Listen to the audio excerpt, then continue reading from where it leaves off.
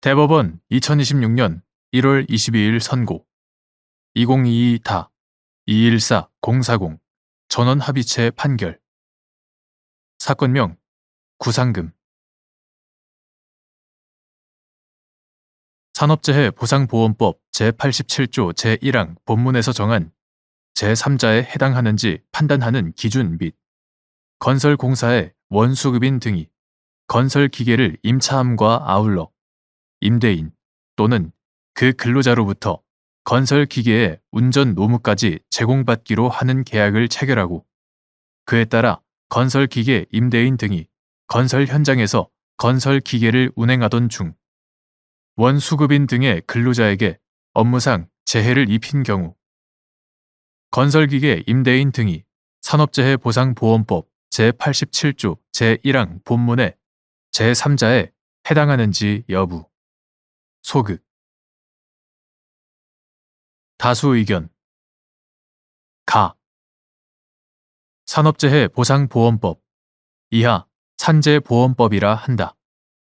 산재보험법 제87조 제1항 본문의 제3자의 의미에 관하여 대법원은 보험 가입자인 사업주와 함께 직간접적으로 재해 근로자와 산재보험 관계가 없는 사람으로서 재해 근로자에 대하여 불법 행위 책임 또는 자동차 손해배상 보장법이나 민법 또는 국가배상법의 규정에 따른 손해배상 책임을 지는 자를 말한다고 해석하여 왔다. 대법원은 위와 같은 판단 기준 아래 동일한 사업주에게 고용된 동료 근로자, 사업주인 원수급인에게 고용된 근로자와 하수급인에게 고용된 근로자, 하수급인에 대하여 보험 가입자인 사업주와 함께 직간접적으로 재해 근로자와 산재보험 관계가 있다는 이유로 제3자에 해당하지 않는다고 판단하였다. 그런데 대법원은 건설공사의 원수급인 또는 하수급인, 도급이 여러 차례 이루어지는 경우 재하수급인을 포함한다. 이하 원수급인과 통틀어 원수급인 등이라 한다. 원수급인 등이 건설기계를 임차함과 아울러 임대인 또는 그 근로자, 이하 건설기계 임대인 등이라 한다. 건설기계 임대인 등으로부터 건설기계의 운전 노무까지 제공받기로 하는 계약, 이하 건설기계 임대차 및 운전 노무 제공 계약이라 한다. 건설기계 임대차 및 운전 노무 제공 계약이 체결된 사안에서는 건설기계 임대인의 근로자가 건설기계를 운전한 경우뿐만 아니라 건설기계 임대인이 직접 건설기계를 운전하는 노무를 제공한 경우에도 근로복지공단, 이하 공단이라 한다. 공단의 대위권 행사를 긍정하였다. 이러한 기존의 판단은 우선 산재보험법 제87조 제1항 본문의 제3자에 해당하는지를 산재보험료의 부담관계, 특히 업무상 재해의 가해자에 대한 산재보험료 납부 의무를 누가 부담하는가라는 문제로 파악한 것이다. 즉, 원수급인 등의 근로자이거나 도급관계가 인정되는 경우 구산재보험법 2003년 12월 31일 법률 제7049호로 개정되기 전의 것 구산재보험법 제9조 제1항 또는 고용보험 및 산업재해보상보험의 보험료 징수 등에 관한 법률 이하 고용산재보험료 징수법이라 한다.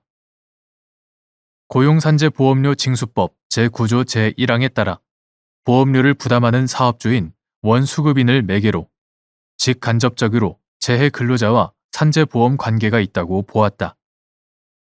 그러나 건설기계 임대인 등은 원수급인의 근로자가 아니고 하수급인에도 해당하지 않아 보험 가입자이자 사업주인 원수급인이 보험료를 부담하지 않으므로 직간접적으로 재해 근로자와 산재보험 관계가 없다는 것이다. 산재보험법 제87조 제1항 본문의 제3자의 행위에 따른 재해인지 또는 같은 항 단서에서 말하는 보험 가입자인 둘 이상의 사업주가 같은 장소에서 하나의 사업을 분할하여 각각 행하다가 그중 사업주를 달리하는 근로자의 행위에 따른 재해인지는 재해 근로자에 대하여 불법 행위 등을 한 사람 이하 가해자라 한다. 가해자 중 누구에 대해서까지 공단이 재해 근로자의 손해배상 청구권을 대위할 수 있는지, 다시 말하면 보험급여액의 한도 내에서 재해 근로자에 대한 최종적인 보상 책임을 공단이 부담할지의 문제이다. 산재보험법 제87조 제1항 본문과 단서는 제3자의 범위나 하나의 사업을 분할하여 행한다는 것이 무엇을 의미하는지 구체적으로 설명하고 있지 않으므로 법원은 산재보험제도의 성격과 목적, 산재보험법 제87조 제1항의 입법 취지 및 그 전체 내용과 구조, 산재보험의 운용과 재정 부담, 형평의 관념 등을 종합적으로 고려하여 이를 합리적으로 해석, 적용하여야 한다. 이러한 관점에서 본다면 산재보험법 제87조 제1항 본문에 따른 대위권의 행사 범위는 보험료 부담 관계에 따라 정해지는 것이 아니라 근로자들 또는 노무 제공자들이 동일한 사업 또는 사업장에서 업무상 재해에 관한 공동의 위험 관계를 형성하고 있는지에 따라 결정되어야 한다. 즉, 사업 또는 사업장에 내재하는 동일한 위험을 공유한다고 볼 수 있는지를 중심으로 제87조 제1항 본문에 제3자의 범위를 파악함이 타당하다. 이와 같이 위험을 공유하고 있다면 업무상 재해로 인한 가해자와 그 사용자는 보험급여를 한 공단이 재해 근로자의 손해배상 청구권을 대위할 수 있는 상대방인 제3자에 해당하지 않는다.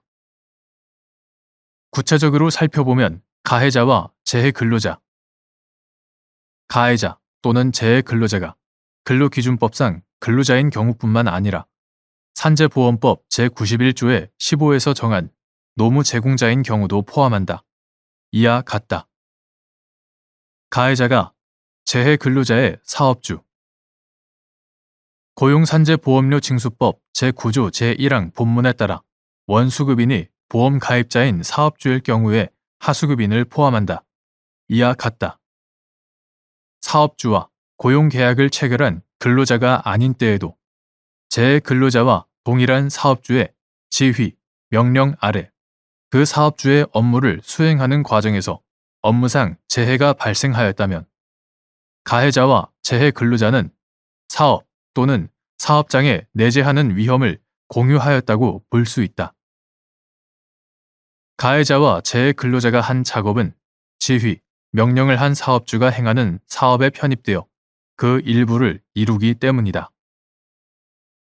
종전 판례가 건설 사업의 원수급인에게 고용된 근로자, 그 하수급인 또는 하수급인에게 고용되어 같은 건설 현장에서 근무한 근로자 등을 제3자에서 제외한 이유도 이러한 법리에 따라 일관되게 설명할 수 있다. 나아가 원수급인 등의 지휘, 명령 아래 건설 현장에서 건설기계 운전 업무 노무를 제공한 운전기사도 재해 근로자와 위험을 공유하였다고 볼 수 있으므로 해당 건설기계 임대인 등 역시 제3자에 해당하지 않는다. 이와 달리 건설기계 임대인 및 운전기사가 건설 현장에서 작업 중 사고로 하수급인의 근로자에게 업무상 재해를 입힌 사안을 포함하여 가해자가 재해 근로자와 동일한 사업주 또는 그 하수급인의 직간접적 지휘, 명령 아래 작업함으로써 사업장의 업무에 내재하는 위험을 공유하였고 그 위험이 현실화되어 사고가 발생하였음에도 재해 근로자와 직간접적 산재보험 관계가 없어 산재보험법 제87조 제1항 본문에 제3자에 해당하고 나아가 같은 항 단서도 적용되지 않는다는 이유로 재해 근로자에게 보험급여를 지급한 공단이 그 급여액의 한도 안에서 재해 근로자의 손해배상 청구권을 대위 행사할 수 있다고 본 대법원 2008년 4월 10일 선고 2006다 32910 판결. 대법원 2008년 5월 15일 선고. 2006-27093 판결. 대법원 2008년 5월 29일 선고. 2006-44760 판결 및 그와 같은 취지의 대법원 판결은 이 판결의 견해에 배치되는 범위에서 이를 모두 변경하기로 한다. 대법관 오석준, 대법관 서경환의 별개 의견. 산재보험법 제87조 제1항 본문과 단서에 따른 대위권 행사의 상대방 범위를 사업 또는 사업장에 내재하는 위험이 공유 및 발현되었는지라는 새로운 기준에 의하여 판단하여야 한다는 다수 의견의 이유에는 동의할 수 없다. 산재보험법 제87조 제1항 본문의 제3자를 보험 가입자인 사업주와 함께 직간접적으로 재해 근로자와 산재보험 관계가 없는 사람으로 정의한 종전 판례의 법리는 합리적일 뿐만 아니라 체계적으로도 타당하므로 그대로 유지되어야 한다. 건설공사의 원수급인 등이 건설기계 임대차 및 운전노무 제공 계약을 체결하고 건설기계 임대인 등으로 하여금 건설기계를 운전하여 해당 건설공사 중 일정 부분을 수행하도록 한 경우 산재보험의 운용 측면에서 이를 도급과 달리 취급해야만 할 불가피한 이유가 없으므로 건설기계 임대인 등에 대하여는 보험 사무의 처리에 관하여 도급사업의 일괄 적용을 내용으로 하는 고용산재보험료 징수법 제9조 제1항 본문 이하 도급사업 일괄 적용 규정이라 한다. 도급사업 일괄 적용 규정을 유추 적용함이 타당하다. 다만 산재보험법 제91조의 15, 제1호 및 제91조의 16, 같은 법 시행령 제83조의 5, 제2호가 정한 바에 따라 임대인의 지위에서 건설기계를 직접 운전하는 노무 제공자에 대하여는 도급사업 일괄 적용 규정이 유추 없이 곧바로 적용된다. 이 경우 임대인 겸 노무 제공자에 대하여는 고용산재보험료 징수법 제48조의 6, 제6항 등에 따라 원수급인과 노무 제공자가 각각 2분의 1씩 산재보험료를 부담한다. 이에 따라 원수급인은 건설기계 작업에 관한 산재보험료를 부담하여야 하고 원수급인 등의 소속 근로자와 건설기계 임대인 등 사이에는 직간접적인 산재보험 관계가 형성된다. 그 귀결로서 건설기계의 운행 도중 건설기계 임대인 등의 잘못으로 원수급인 등의 근로자가 업무상 재해를 입은 경우 건설기계 임대인 등은 산재보험법 제87조 제1항 본문의 제3자에 해당하지 않고 공단은 재해 근로자에게 보험급여를 하더라도 그의 손해배상 청구권을 대위할 수 없다.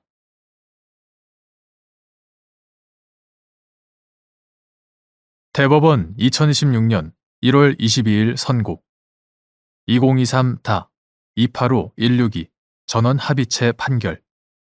사건명 손해배상 국. 1. 불법 행위로 인한 손해배상 청구권 행사에 객관적, 합리적 기대 가능성을 부정하는 사유가 있는 경우 민법 제766조 제1항의 단기 소멸 시효가 진행하지 않는지 여부, 적극 및 이때 권리 행사에 객관적, 합리적 기대 가능성이 있는지 판단하는 기준. 국가배상 청구권이 문제되는 사안에서 권리 행사 가능성이 있는지 판단할 때 고려하여야 할 사항. 다수 의견. 국가배상 청구권에 관하여 국가배상법 제8조에 따라 적용되는 민법 제766조 제1항은 불법 행위로 인한 손해배상 청구권의 단기 소멸 시효 기산점을 손해 및 가해자를 안 날로 규정한다. 손해 및 가해자를 안 날이란 피해자나 그 법정 대리인이 손해 및 가해자를 현실적이고도 구체적으로 인식한 날로서 그 인식은 손해 발생의 추정이나 의문만으로는 충분하지 않고 손해의 발생 사실뿐만 아니라 가해 행위가 불법 행위를 구성한다는 사실, 즉 불법 행위의 요건 사실에 대한 인식으로서 위법한 가해 행위의 존재, 손해의 발생 및 가해 행위와 손해 사이에 인과관계 등이 있다는 사실까지 안나를 뜻한다.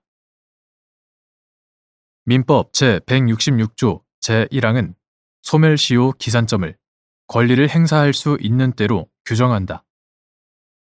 불법 행위로 인한 손해배상 청구권에 관한 3년의 단기 소멸시효에는 민법 제766조 제1항 외에 소멸시효 기산점에 관한 일반 규정인 민법 제166조 제1항도 적용되므로 단기 소멸시효는 피해자가 손해 및 가해자를 안날에 더하여 그 권리를 행사할 수 있는 때가 도래하여야 비로소 진행한다.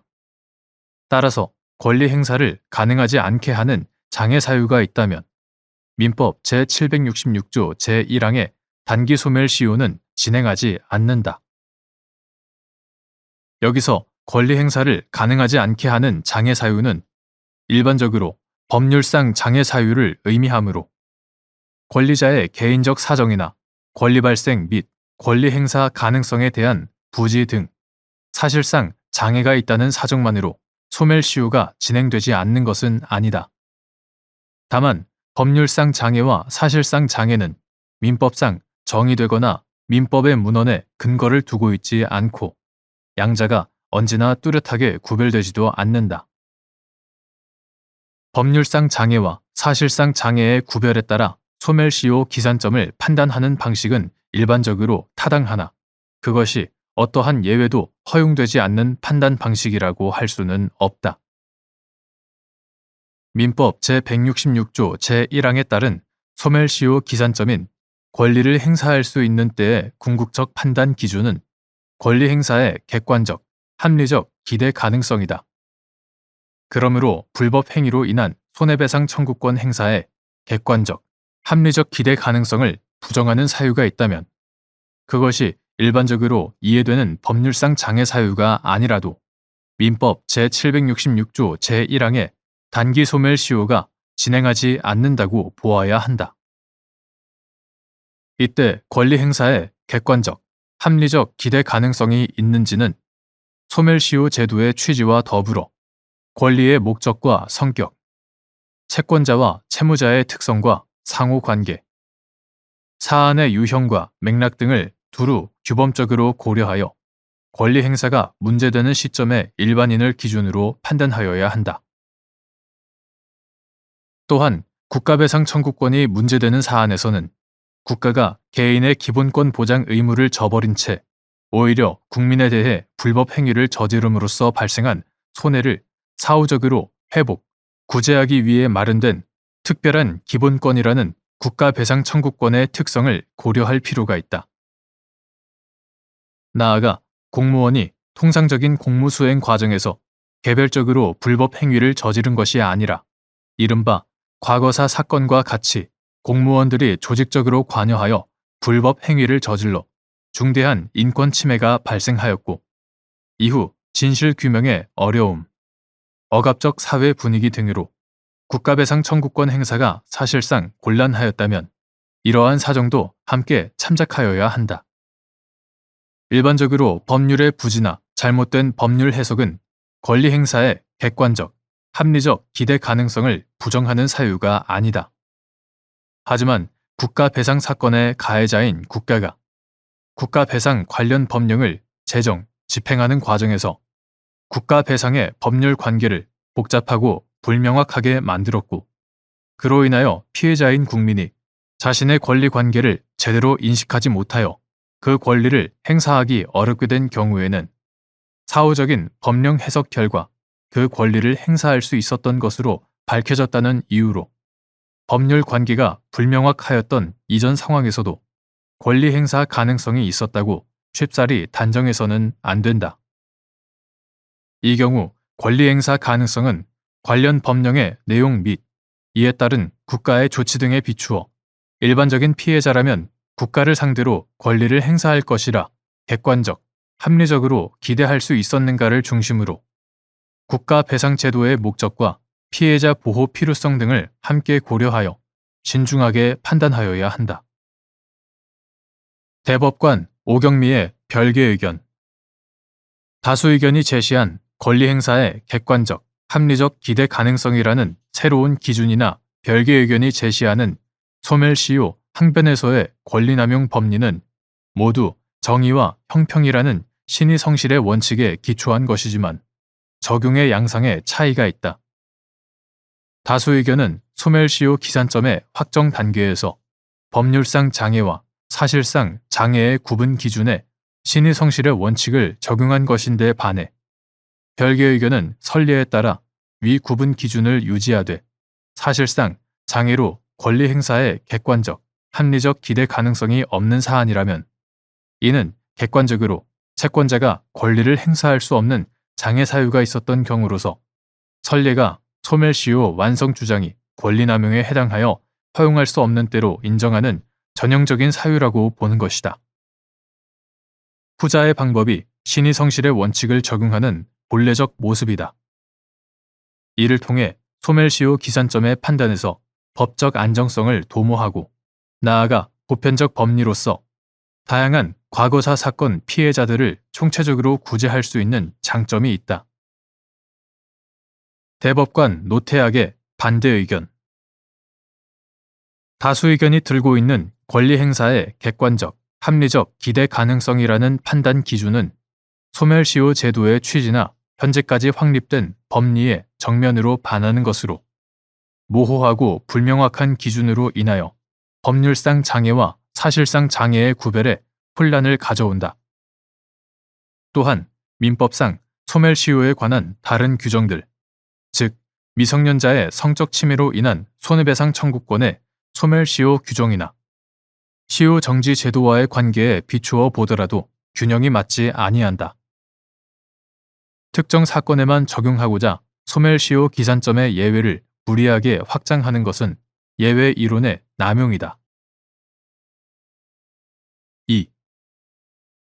헌법재판소가 2021년 5월 27일 구 광주 민주화 운동 관련자 보상 등에 관한 법률 제16조 제2항에 광주 민주화 운동과 관련하여 입은 피해 중 정신적 손해에 관한 부분은 헌법에 위반된다는 결정을 선고한 후 5.18 민주화 운동 관련자의 유족 등인 갑 등이 공무원들의 위법한 공무집행 행위로 인하여 정신적 손해를 입었다고 주장하면서 국가 배상을 구하는 소를 제기하였는데 갑 등이 5.18 민주화 운동 관련자의 가족으로서 가지는 고유의 위자료 청구권이 민법 제766조 제1항에서 정한 3년의 시효로 소멸하였는지 문제된 사안에서 갑 등이 광주 민주화 운동 관련자 보상심의위원회의 보상금 등 지급 결정으로 손해 및 가해자를 알았더라도 보상금 등 지급 결정일에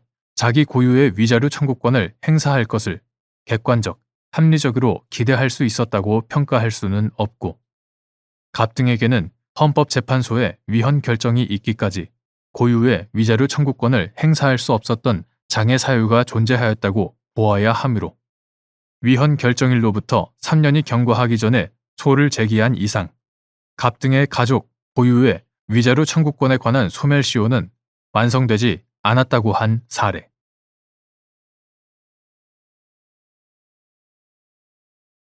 대법원 2026년 1월 29일 선고 2021다 248-299 판결 사건명 퇴직금 청구의 소 1. 평균 임금 산정의 기초가 되는 임금의 의미 및 어떤 금품이 근로의 대상으로 지급된 것인지 판단하는 기준. 평균 임금 산정의 기초가 되는 임금은 사용자가 근로의 대가로 근로자에게 지급하는 금품으로서 근로자에게 계속적, 정기적으로 지급되고 단체 협약, 취업 규칙, 급여 규정, 근로 계약, 노동 관행 등에 의하여 사용자에게 그 지급 의무가 지워져 있는 것을 말한다. 사용자가 근로자에게 지급하는 금품이 임금에 해당하려면 먼저 그 금품이 근로의 대가로 지급되는 것이어야 하므로 비록 그 금품이 계속적, 정기적으로 지급된 것이라 하더라도 그것이 근로의 대가로 지급된 것으로 볼 수 없다면 임금에 해당한다고 할 수 없다. 여기서 어떤 금품이 근로의 대가로 지급된 것이냐를 판단함에 있어서는 그 금품 지급 의무의 발생이 근로 제공과 직접적으로 관련되거나 그것과 밀접하게 관련된 것으로 볼 수 있어야 한다. 2. 갑 주식회사가 재무 성과와 전략 과제 이행 정도를 바탕으로 각 사업 부문과 사업부의 성과를 평가한 결과에 따라 상여 기초 금액에 연동하여 지급하는 목표 인센티브와 각 사업부에서 발생한 경제적 부가가치, 세후 영업이익에서 자본 비용 등을 차감한 이익. 각 사업부에서 발생한 경제적 부가가치의 20%를 재원으로 삼아 지급하는 성과 인센티브를 근로자들에게 지급하였는데 위 각 인센티브가 평균 임금 산정의 기초가 되는 임금에 해당하는지 문제된 사안에서 성과 인센티브는 근로자들의 근로 제공과 직접적으로 또는 밀접하게 관련된 것으로 보기 어려워 평균 임금 산정의 기초가 되는 임금으로 볼 수 없으나 목표 인센티브는 계속적, 정기적으로 지급되고 각 회사에 지급 의무가 지워져 있으며 그 지급 의무의 발생이 근로 제공과 직접적으로 관련되거나 그것과 밀접하게 관련된 것으로 평가할 수 있으므로 근로의 대가인 임금에 해당한다고 한 사례.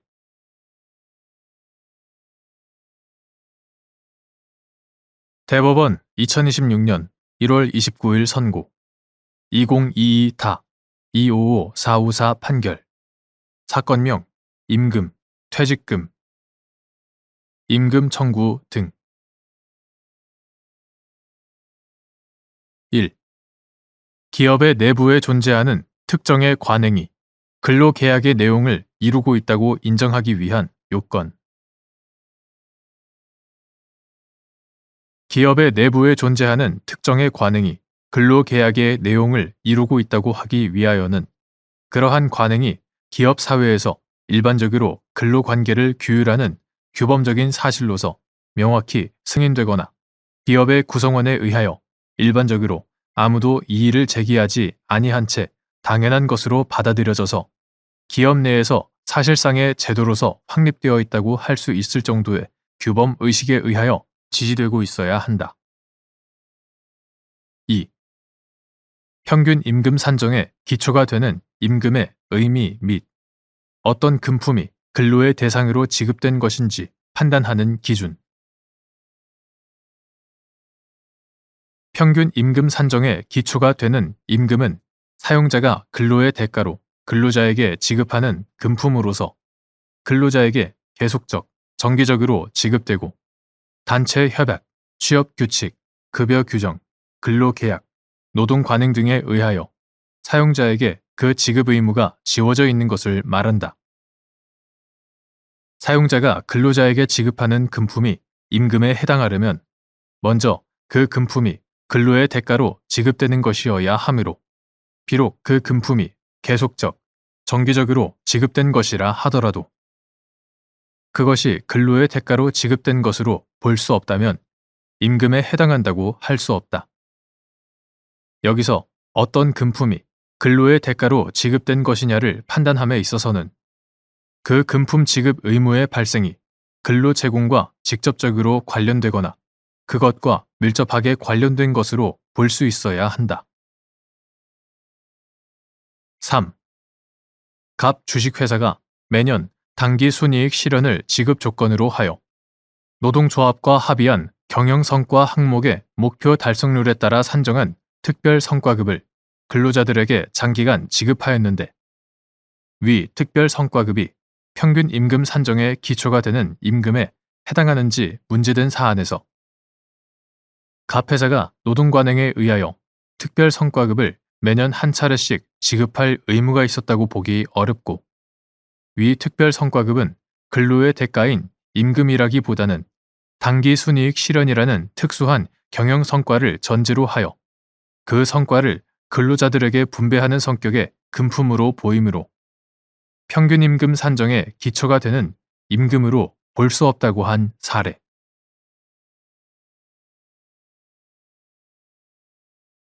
대법원 2026년 1월 29일 선고 2022다 287-284 판결.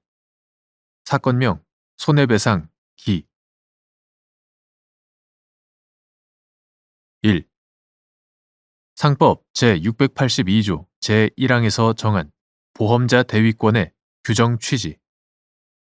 이는 자기 부담금 약정이 있는 자기 차량 손해보험 보험자의 보험자 대위 범위 및 피보험자의 손해배상 청구권의 범위를 확정할 때에도 고려되어야 하는지 여부. 적극. 상법 제682조 제1항 본문은 손해가 제3자의 행위로 인하여 발생한 경우 보험금을 지급한 보험자는 그 지급한 금액의 한도에서 그 제3자에 대한 보험 계약자 또는 피보험자의 권리를 취득한다 라고 하여 보험자 대위에 관하여 규정한다. 위 규정의 취지는 피보험자가 보험자로부터 보험 금액을 지급받은 후에도 제3자에 대한 청구권을 보유, 행사하게 하는 것은 피보험자에게 손해의 전보를 넘어서 오히려 이득을 주게 되는 결과가 되어 손해보험 제도의 원칙에 반하게 되고 또 배상 의무자인 제3자가 피보험자의 보험금 수령으로 인하여 책임을 면하게 하는 것도 불합리하므로 이를 제거하여 보험자에게 이익을 귀속시키려는 데 있다. 피보험자와 보험자 및 제3자의 이해관계를 조정하고 위험을 분배하고자 하는 보험자 대위권의 규정 취지는 자기 부담금 약정이 있는 자기 차량 손해보험 보험자의 보험자 대위 범위 및 피보험자의 손해배상 청구권의 범위를 확정할 때에도 충분히 고려되어야 한다. 2. 상법 제682조 제1항에 따라 보험자가 대위할 수 있는 피보험자의 제3자에 대한 권리의 범위는 보험약관 등에서 정함에 따라야 하는지 여부, 원칙적 적극 및 보험약관 등의 정함이 없으면 고객에게 유리하게 해석하여야 하는지 여부, 적극. 손해보험에서의 보험자 대위권은 피보험자의 이중 이득을 방지하기 위하여 정책적으로 인정되는 것인 점 등을 고려할 때 보험자가 대위할 수 있는 피보험자의 제3자에 대한 권리의 범위는 보험약관 등의 정함이 있으면 이에 따르는 것이 원칙이고 정함이 없으면 약관의 해석에 관한 일반 원칙에 따라 고객에게 유리하게 해석함이 타당하다. 3.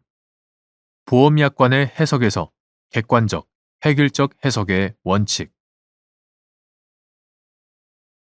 보험약관은 신의성실의 원칙에 따라 당해 약관의 목적과 취지를 고려하여 공정하고 합리적으로 해석하되 개개의 계약 당사자가 기도한 목적이나 의사를 참작함이 없이 평균적 고객의 이해 가능성을 기준으로 보험단체 전체의 이해관계를 고려하여 객관적, 획일적으로 해석하여야 한다. 4. 자기 차량 손해보험 피보험자와 제3자의 과실이 경합한 교통사고로 자기 차량 손해가 발생하여 피보험자에게 손해액에서 자기 부담금을 공제한 자기 차량 손해보험금을 선처리 방식으로 전부 지급한 보험자가 피보험자의 제3자에 대한 손해배상 청구권을 대위하는 경우 대위의 범위 피보험자의 제3자에 대한 손해배상 청구권 중 보험자가 지급한 보험금에 대하여 제3자의 책임 비율에 상응하여 청구할 수 있는 금액 및 이때 피보험자가 자기 부담금 중 제3자의 책임 비율에 상응하는 금액을 제3자에게 별도로 청구할 수 있는지 여부, 적극. 자기 차량 손해보험 피보험자와 제3자의 과실이 경합한 교통사고로 자기 차량 손해가 발생한 경우 피보험자에게 손해액에서 자기 부담금을 공제한 자기 차량 손해보험금을 선처리 방식으로 전부 지급한 보험자가 피보험자의 제3자에 대한 손해배상 청구권을 대위할 때 그 대위의 범위는 피보험자의 제3자에 대한 손해배상 청구권 중 보험자가 지급한 보험금에 대하여 제3자의 책임 비율에 상응하여 청구할 수 있는 금액이고 그 범위 내에서 피보험자는 청구권을 상실한다고 해석된다. 그러나 나머지 부분, 즉 피보험자의 제3자에 대한 손해배상 청구권 중 자기 부담금에 대하여 제3자의 책임 비율에 상응하여 청구할 수 있는 금액에 대한 권리는 여전히 피보험자에게 온전히 남아 피보험자가 제3자에게 별도로 청구할 수 있다고 보아야 한다. 그 이유는 다음과 같다. 첫째, 자기 차량 손해보험은 본래 피보험자의 과실로 인한 자기 차량 손해나 제3자의 과실이 경합한 사고로 발생한 자기 차량 손해 중 제3자의 대물 배상 보험 등으로 보상되지 않는 부분 등에 대비하기 위한 보험 종목이다. 자기 차량 손해가 피보험자의 과실과 제3자의 과실이 경합하여 발생한 경우에 자기 차량 손해 중 제3자의 책임 비율에 해당하는 금액을 제외한 나머지 부분, 즉 피보험자의 책임 비율에 해당하는 금액은 결국 자기 차량 손해보험의 보험자와 피보험자가 부담하게 된다. 한편 자기 부담금 약정은 피보험자와 보험자 사이에 일정 액수 내지 비율의 금액을 보험자가 부담하지 않고 피보험자가 부담하기로 한 약정이다. 따라서 자기 차량 손해보험에 포함된 자기 부담금 약정은 피보험자는 특별한 사정이 없는 한 자기 부담금 상당액을 보험자에게 직접 청구하지 못할 뿐만 아니라 자기 부담금 중 적어도 피보험자의 책임 비율에 해당하는 금액 부분은 최종적으로 피보험자가 부담한다는 의미로 해석된다.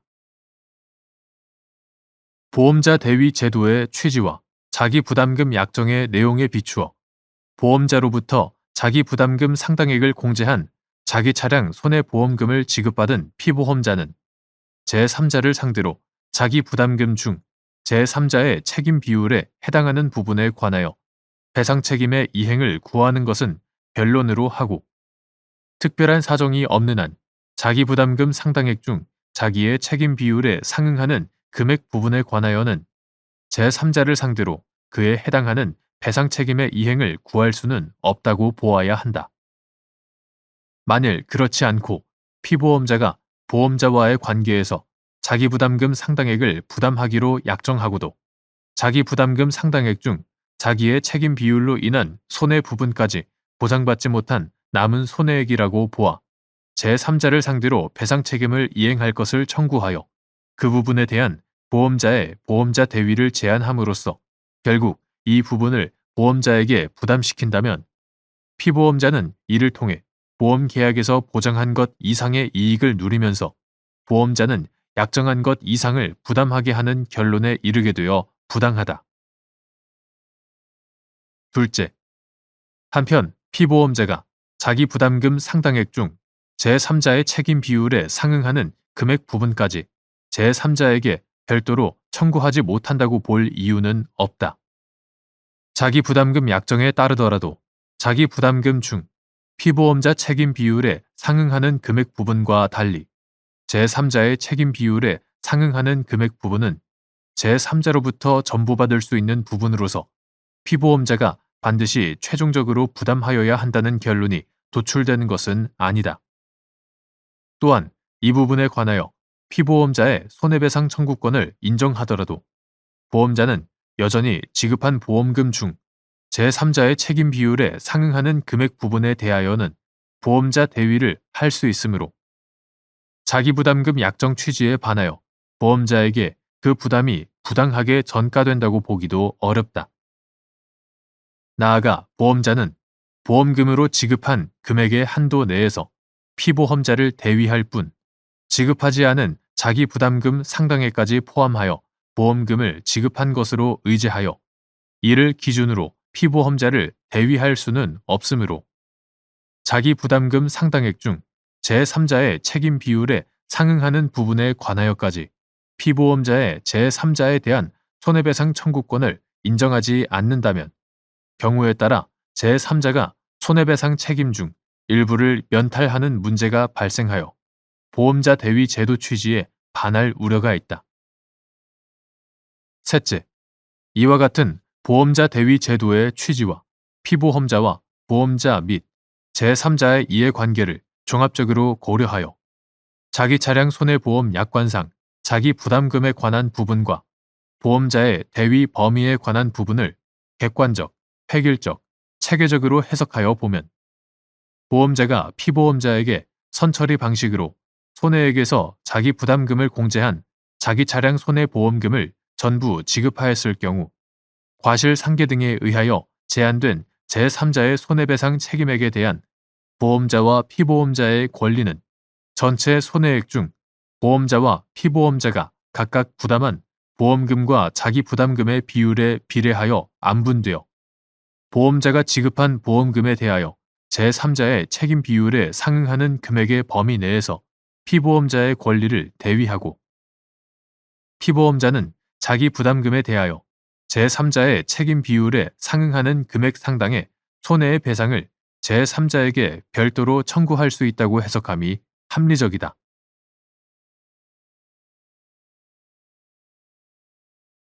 대법원 2026년 1월 29일 선고 2023-316-387 판결 사건명 부당 이득금 1. 채무자 회생 및 파산에 관한 법률 제329조 제1항에서 규정하는 파산 채권자에게 대항할 수 없다의 의미. 파산 관제인에게 대항할 수 없는 법률 행위로서 채무자가 그 행위의 효력을 주장할 수 없다고 하더라도 파산 관제인이 파산 채권자 전체의 공동의 이익을 위하여 이를 추인한 것은 허용되는지 여부, 적극 및 이로써 그 법률 행위는 파산 관제인에 대한 관계에서도 유효하게 되는지 여부, 적극. 이러한 법리는 파산 선고 후 채무자에 대한 변제의 효력을 규정한 같은 법 제332조의 경우에도 마찬가지로 적용되는지 여부, 적극. 채무자 회생 및 파산에 관한 법률 이하 채무자 회생법이라 한다. 채무자 회생법 제329조 제1항은 파산 선고를 받은 채무자가 파산 선고 후 파산재단에 속하는 재산에 관하여 한 법률 행위는 파산 채권자에게 대항할 수 없다라고 규정하고 있다. 파산 채권자는 파산 절차에 의하지 아니한 개별적인 권리 행사가 금지됨.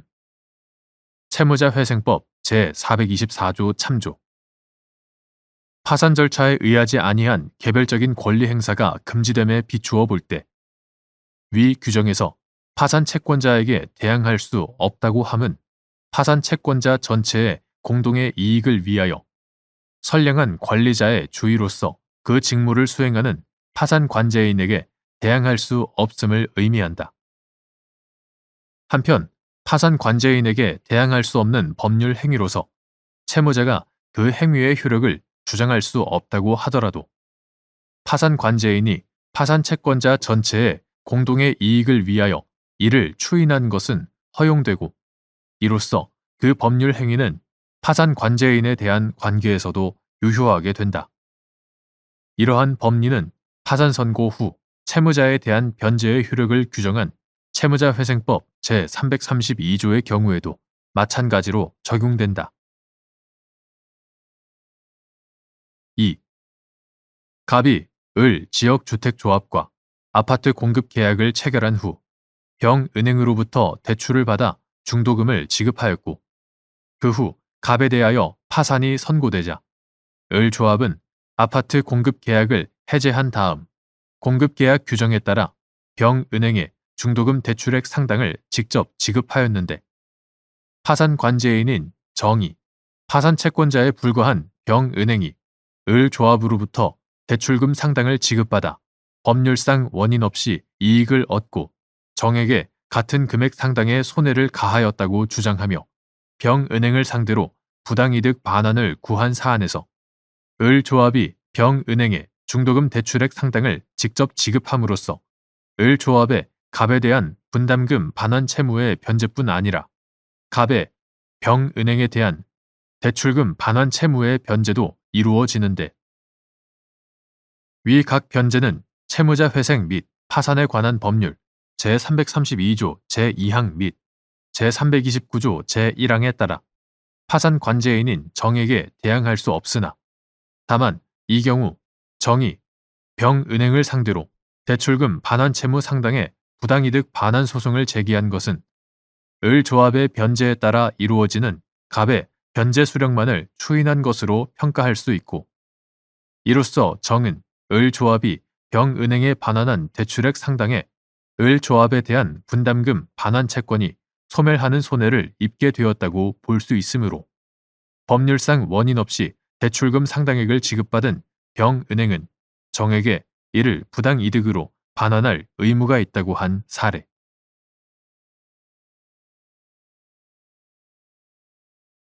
대법원 2026년 1월 29일 선고 2024다 203655 판결. 사건명 구상금. 1. 학교안전공제회가 수급권자에게 공제급여를 지급한 경우 그 한도 내에서 수급권자가 학교 안전사고를 일으킨 자 등에 대하여 가지는 손해배상 청구권을 대위 취득하는지 여부, 적극 및 이때 학교안전공제회가 취득하는 수급권자의 학교 안전사고를 일으킨 자 등에 대한 손해배상 청구권의 소멸시효 기산점과 기간은 그 손해배상 청구권 자체를 기준으로 판단하여야 하는지 여부, 적극. 학교 안전사고 예방 및 보상에 관한 법률 이하 학교안전법이라 한다. 학교안전법 제44조 제1항은 학교 안전사고가 피공제자의 고의 또는 중대한 과실로 인하여 발생하거나 제1호 학교 안전사고가 피공제자의 고의 또는 중대한 과실로 인하여 발생하거나 피공제자 또는 공제 가입자가 아닌 자의 고의, 과실로 인하여 발생하고 제2호 학교안전공제회가 수급권자에게 공제급여를 지급한 경우 학교안전공제회는 수급권자에게 지급한 공제급여에 상당하는 금액의 지급을 학교 안전사고를 일으킨 자 또는 그 보호자 등 이하 학교 안전사고를 일으킨 자라고 한다. 학교 안전사고를 일으킨 자에게 청구할 수 있다라고 규정한다. 이 규정의 취지는 학교 안전법에 따른 공제급여의 수급권자가 공제급여와 학교 안전사고를 일으킨 자에 의한 손해배상금을 중복하여 지급받는 것을 방지함과 아울러 배상 책임이 있는 학교 안전사고를 일으킨 자가 공제급여의 지급으로 말미암아 손해배상에서 면책되는 것을 차단하고 학교안전공제회의 재정을 확보하려는 데에 있다. 한편 학교 안전사고를 일으킨 자는 자신이 수급권자에게 부담하는 손해배상 책임의 범위를 넘어서까지 학교안전공제회의 청구에 응할 의무는 없다. 위와 같은 학교안전법 제44조 제1항의 규정 취지 및 학교 안전사고를 일으킨 자가 부담하는 책임의 성질과 한도 등을 고려할 때 학교안전공제회가 수급권자에게 공제급여를 지급하면 그 한도 내에서 수급권자가 학교 안전사고를 일으킨 자에 대하여 가지는 손해배상 청구권을 대위 취득한다고 보는 것이 타당하다. 따라서 학교안전공제회가 위 규정에 따라 취득하는 수급권자의 학교 안전사고를 일으킨 자에 대한 손해배상 청구권은 동일성이 유지되므로 소멸시효의 기산점과 기간도 그 손해배상 청구권 자체를 기준으로 판단하여야 한다. 2. 고등학생인 갑이 교실에서 손가락으로 돌리던 책이 왼쪽 앞자리에 앉아있던 을을 향하여 날아갔고 그 책에 을이 맞아 상해를 입는 사고가 발생하였는데 을이 갑과 병 학교안전공제회를 상대로 손해배상 청구의 소를 제기하여 갑의 불법 행위로 인한 손해배상 책임과 병공제회의 공제급여 지급 책임을 인정하는 판결이 선고, 확정되었고 이에 병공제회가 을에게 위 판결에 따른 공제급여와 소송 비용액 확정 결정에 따른 소송 비용을 지급한 후 갑을 피보험자로 하는 책임보험의 보험자인 정보험회사를 상대로 을에게 지급한 공제급여와 소송 비용액의 지급을 구한 사안에서 병공제회는 학교 안전사고 예방 및 보상에 관한 법률 제44조 제1항에 따라 을이 정회사에 대하여 가지는 상법 제724조 제2항의 보험금 직접 청구권을 대위 취득하고 그 청구권은 민법 제766조 제1항에 따라 을 또는 그의 법정 대리인이 손해 및 가해자를 안 날로부터 3년간 이를 행사하지 않으면 시효로 인하여 소멸하며 또한 정회사는 을의 보험금 직접 청구권을 대위 취득한 병공제회에 보험금 지급 책임의 범위에 포함되지 않는 소송 비용을 지급할 의무가 없다고 한 사례.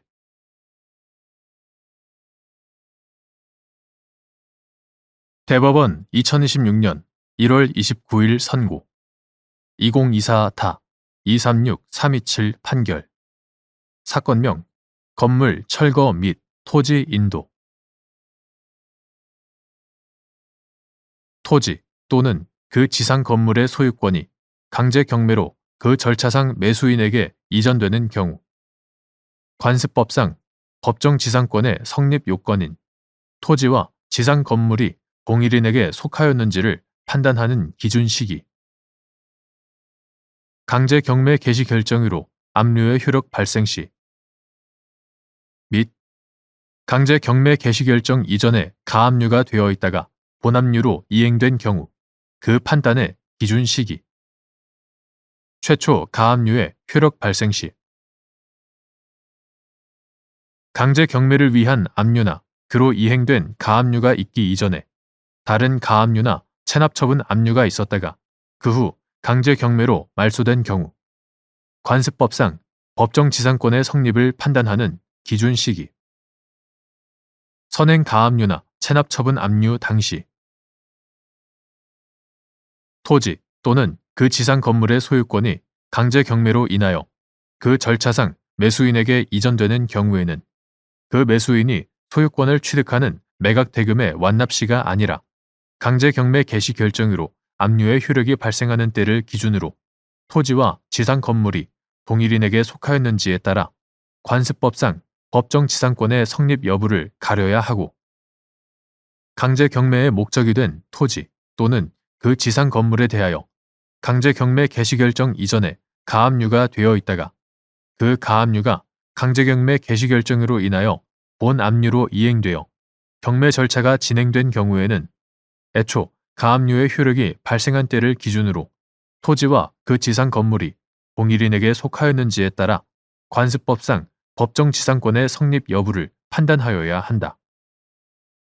나아가 강제 경매의 목적이 된 토지 또는 그 지상 건물에 관하여 강제 경매를 위한 압류나 그 압류로 이행된 가압류가 있기 이전에 다른 가압류나 체납처분 압류가 있었다가 그 후 강제 경매로 인하여 가압류 등기나 체납처분 압류 등기가 말소되는 경우에는 선행 가압류나 체납처분 압류 당시를 기준으로 토지와 그 지상 건물이 동일인에게 속하였는지에 따라 관습법상 법정 지상권의 성립 여부를 판단하여야 한다.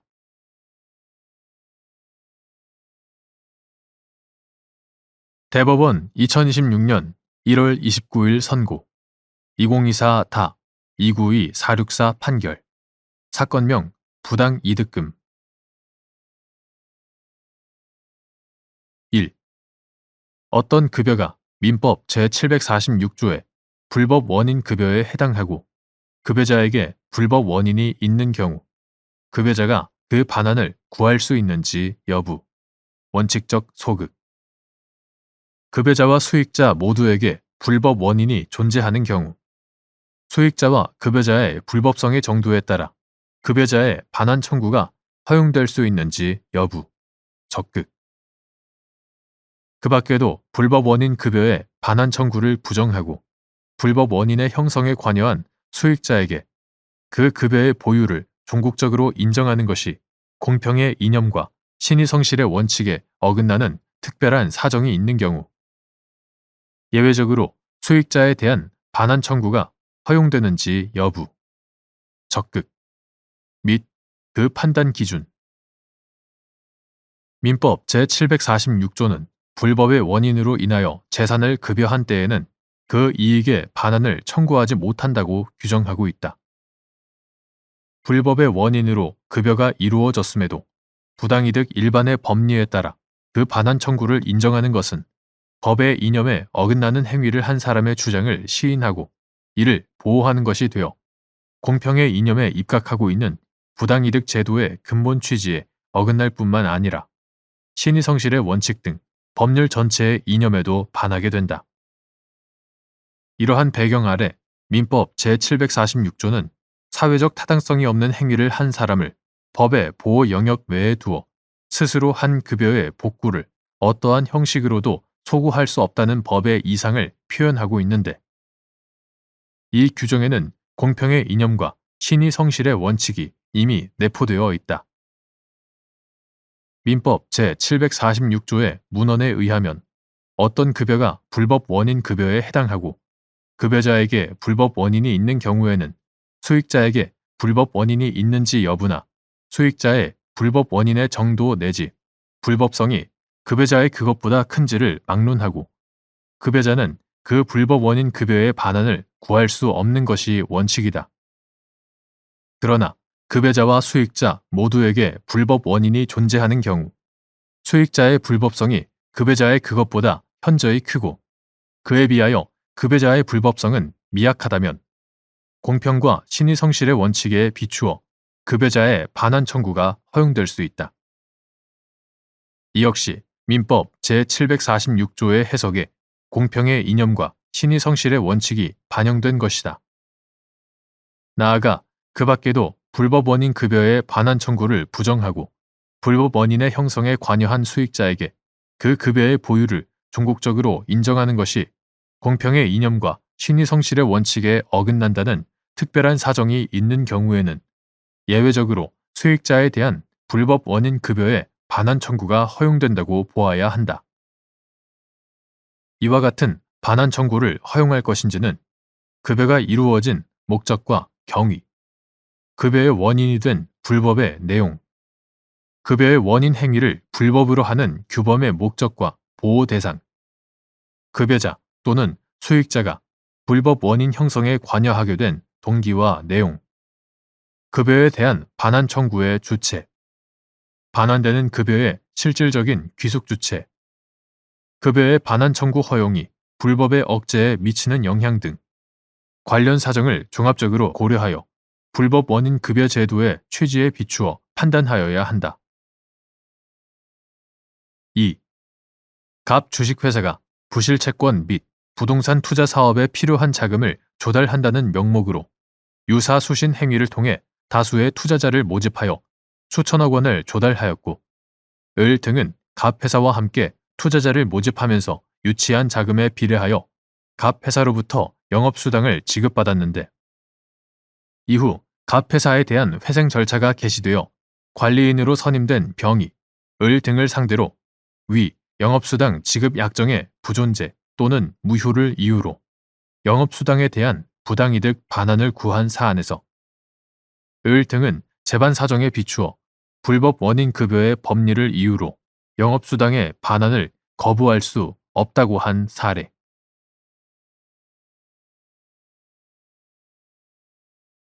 대법원 2026년 1월 29일 선고 2025-217-179 판결 사건명 부당이득금 가맹본부인 갑 주식회사와 가맹점 사업자들인 을 등이 체결한 가맹계약에서 가맹본부가 공급해야 할 원 부재료 등의 내역 및 가격을 정하면서 물가 인상, 기타 경제 여건의 변동으로 원 부재료 등의 가격 변경이 필요할 경우 가맹본부는 변경 내역, 변경 사유 및 변경 가격 산출 근거를 가맹점 사업자에 서면으로 제시하고 양 당사자가 협의하여 결정하도록 하였는데 각 회사가 위와 같은 절차를 거치지 않고 원 부재료 등의 공급 가격을 인상한 사안에서 위 가격 인상은 가맹 계약에 따른 서면 제시와 협의를 거치지 않은 것으로 무효이나 다만 을 등이 이에 대하여 사후적, 묵시적으로 동의한 것으로 볼 수 있다고 한 사례.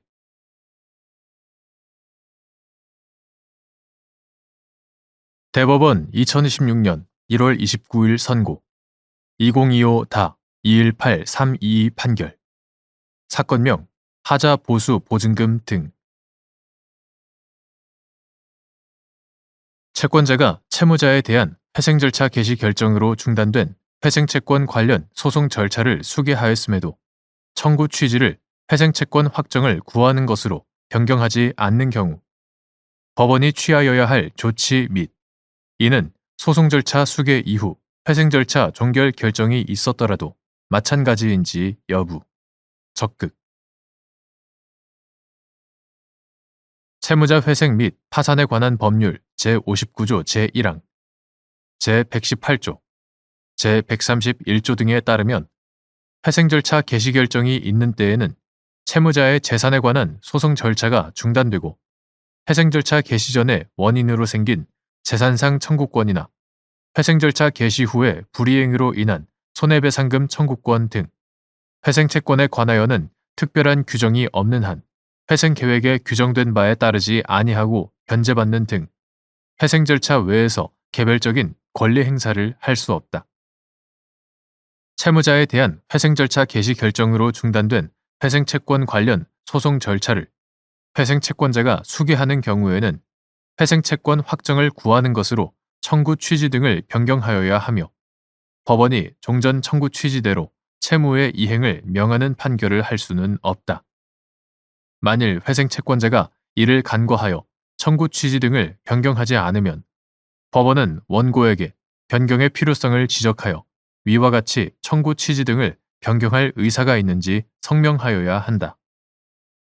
한편 회생계획 인가 결정 후 회생 절차 종결 결정이 있더라도 채무자는 회생계획에서 정한 대로 채무를 변제하는 등 회생계획을 계속 수행할 의무를 부담하게 되므로 회생채권 확정을 구하는 소송 계속 중에 회생 절차 종결 결정이 있는 경우 청구 취지를 회생채권 이행을 구하는 것으로 변경할 필요는 없고 소송을 통하여 채권자의 권리가 확정되면 그 결과를 회생채권자표 등에 기재하여 미확정 회생채권에 관한 회생계획의 규정에 따라 처리하면 된다.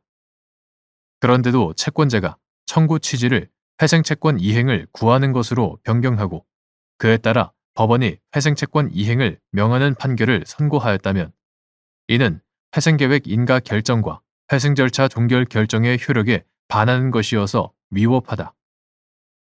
따라서 채권자가 채무자에 대한 회생절차 개시 결정으로 중단된 회생채권 관련 소송 절차를 수개하였음에도 청구 취지를 회생채권의 이행을 구하는 것에서 확정을 구하는 것으로 변경하지 않는 경우에 법원은 소송 절차 수개 이후 회생 절차 종결 결정이 있었는지와 상관없이 원고에게 그와 같이 청구 취지를 변경할 필요가 있다는 점을 지적하고 청구 취지를 변경할 의사가 있는지 성명할 의무가 있다고 보아야 한다.